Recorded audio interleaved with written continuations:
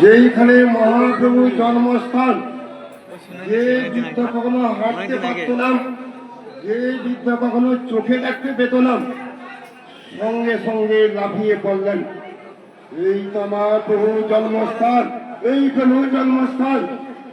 জগন্নাথ দাস বাবাজি সেই জন্মস্থানটি করে গেলেন। এই জন্য আমাদের জগন্নাথ দাস বাবাজি, তিনি এক সময় জগন্নাথ দাস বাবাজির কাছে 4 জন হরিনাম নিয়েছেন। হরিনাম করো, হরিনাম ছাড়া কলিকালে গতি নেই। 4 জন কিন্তু হরিনাম করে যাচ্ছেন। তারা করে জগন্নাথ দাস বাবাজি বলেন, বেগুন গাছে গিয়ে জল দাও তো, লাউ গাছে জলটি দাও, লঙ্কা গাছে জল দাও। 4 জন তো খেতে গেল।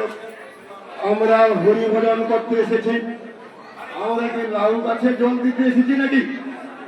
আমরা কি বেগুন গাছে জল দিতে এসেছি?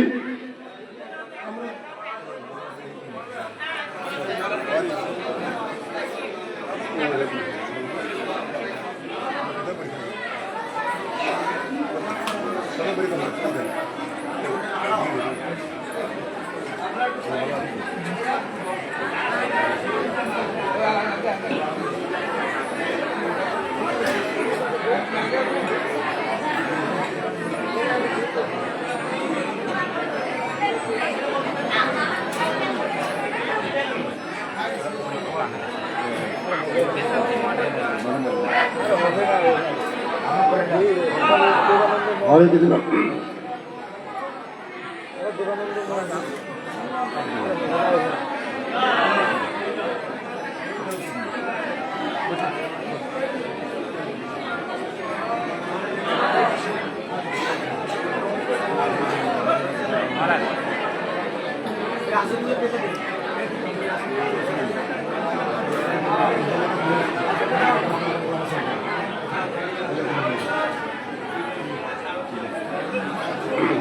হরে কৃষ্ণ।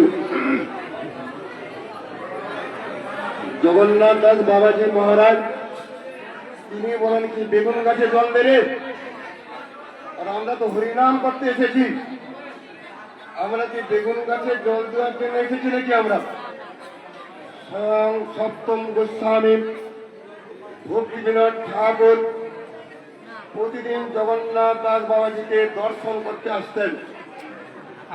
সেই ডেপুটি ম্যাজিস্ট্রেট ভক্তি বিনোদ ঠাকুরের কাছে কমপ্লেন করলেন, বাবাজি মহারাজ হরিনাম করতে দেয় না। সেই বাবাজি মহারাজ বলেন কি, তুমি লাউ গাছে জল দাও, এই গাছে জল দাও। সঙ্গে সঙ্গে ভক্তি বিনোদ ঠাকুর তিনি কি বললেন, যদি বেগুন গাছে জলটি দেওয়া হয়, বেগুন হলে কৃষ্ণের সেবাটি হবে। যদি লাউ গাছে জল দেওয়া হয়, সেই লাউয়ের সাথে গুরু বৈষ্ণবগণের সেবা হবে।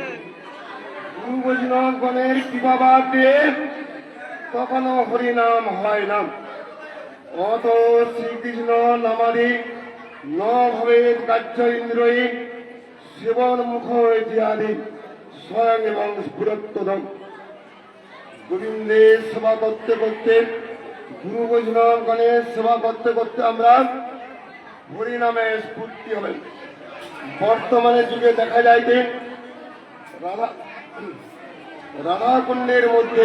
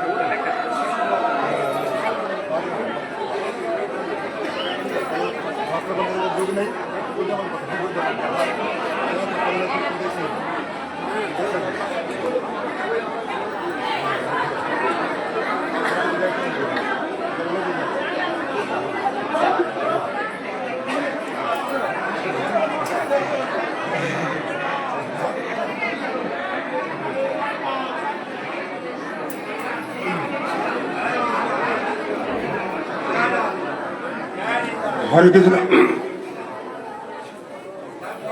ভক্তিবিনোদ ঠাকুর তিনি বললেন, অত শ্রীকৃষ্ণ নামাদি ন ভবেদ কার্য ইন্দ্রই কেবল মুখ জিহাদি স্বয়ং এবং স্ফুরত্তদ। যদি গুরু বৈষ্ণবগণের সেবাটি করা হয়, গুরু বৈষ্ণবগণের কৃপাতে হরিনামের স্ফূর্তি হয়। বর্তমানে দেখা যায় কি রাধাকুণ্ডে বাস করার হিড়িক লেগে গেছে। রাধাকুণ্ডে গিয়ে বাস করব আমরা। স্বয়ং কেশব গোস্বামী মহারাজ পরম গুরুদেব রাধাকুণ্ড সিদ্ধ মহাত্মাদের স্থান। বদ্ধজীব যদি রাধাকুণ্ডে বাস করতে যায়, স্বয়ং কেশব গোস্বামী মহারাজ বলে গেলেন সে কিন্তু কচ্ছপ জন্ম লাভ করবে। নদীর মধ্যে কচ্ছপ হয়ে তাকে বাস করতে হবে। রাধাকুণ্ডে সবাই বাস করতে পারবে না। গাছে না উঠতে এক কানি, গাছে উঠলাম না এক কানি দরকার। ইঁড়ে পাতা বৈষ্ণবে পরিমাণ বেশি দেখা যায়। কাঁঠাল যদি অল্প বয়সে পেতে যায়, সেই কাঁঠালটা বিস্বাদ হয়ে যায়, সেই কাঁঠালের কোনো স্বাদ থাকে না।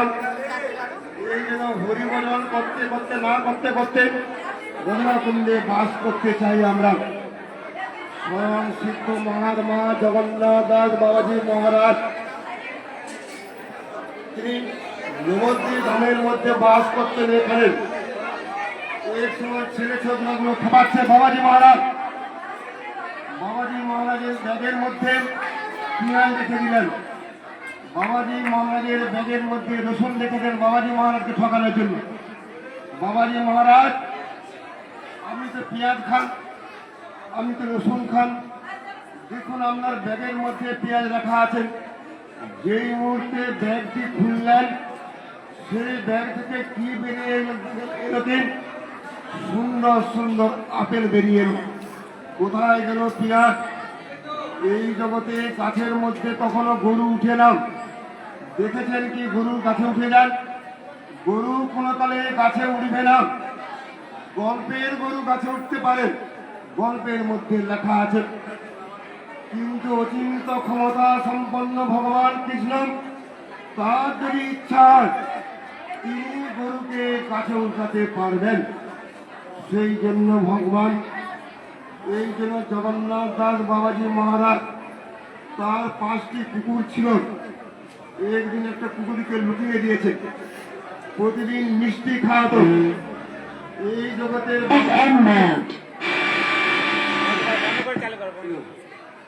এই জগতের যারা অনাচার করে যাচ্ছে তাদেরকে মিষ্টি না খাইয়ে কুকুরগুলোকে মিষ্টি খাওয়ালেই ভালো। এই বলে প্রতিদিন বাবাজি মহারাজ ধামের কুকুরকে শ্রেষ্ঠ বলা হয়। ধামে বাস করে গঙ্গার মধ্যে পায়খানা করতে গেলাম, গঙ্গার মধ্যে সাবন মাখতে যাচ্ছি, এইভাবে কি ধামের মধ্যে বাস করা যায়? এইগুলোকে অপরাধ বলা হয়। সেই ধামে বাস করতে গেলে জগন্নাথ দাস বাবাজি যেটা বলে গেছেন, একজন গুরুদেব শিষ্যকে মন্ত্র হরিনাম দিয়েছে, বাবা হরিনাম কর। আরে তার তুমি চলতো, আরে আমি তো হরিনামে আছি, হরিনামে আছি। যেই মুহূর্তে খাওয়ার সময়টা হয়ে গেল, প্রভু খাওয়ার সময় হয়ে গেছে, কত আর হরিনাম করবো?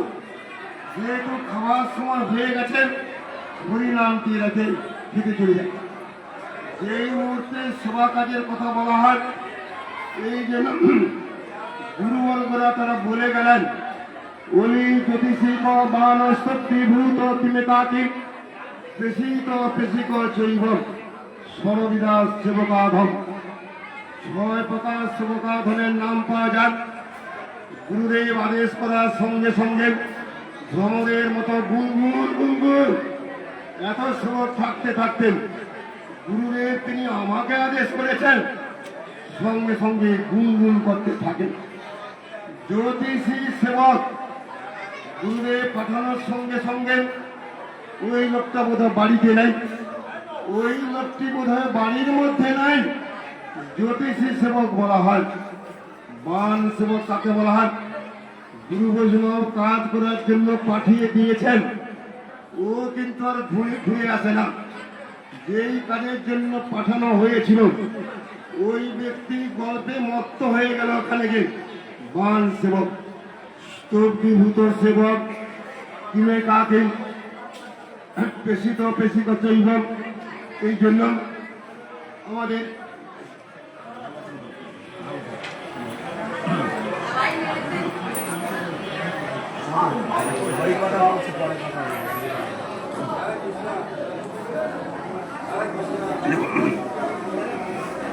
স্তব্ধীভূত গুরুদেব আদেশ করার সঙ্গে সঙ্গে পাথরের মতো শক্ত হয়ে গেল।